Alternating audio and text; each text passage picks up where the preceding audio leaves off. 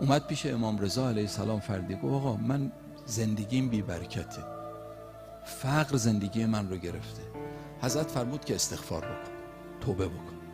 یه نفر دیگه اومد گفت آقا من بچه ندارم، اگه میشه یه راهی به من بدید، یه دستورالعملی به من. حضرت فرمود یه استغفار بکن.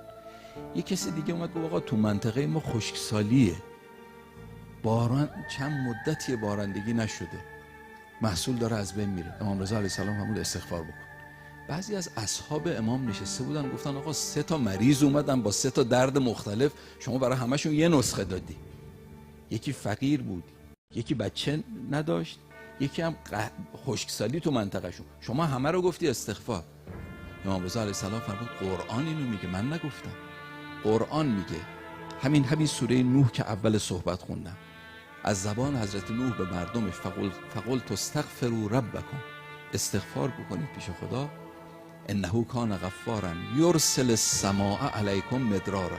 اثر استغفار اینه که باران براتون میباره و رحمت خدا. یک، و یمددکم ربکم به اموال، خدا بهتون مال میده، برکت مالی پیدا میکنید، و بنین، فرزند میده.